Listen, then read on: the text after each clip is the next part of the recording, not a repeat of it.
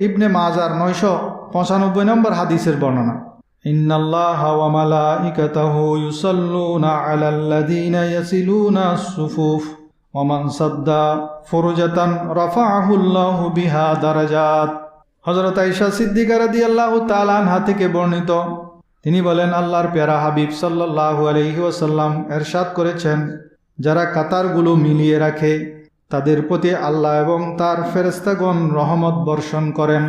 আমরা একটা আয়াত বলি, যে আয়াতের মধ্যে আমরা জানি যে আল্লাহ এবং ফেরেশতাগণ নবীর উপর দরুদ প্রেরণ করেন।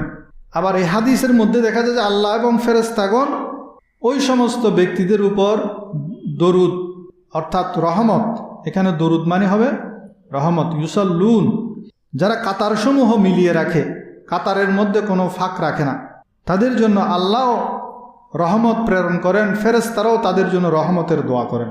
যে ব্যক্তি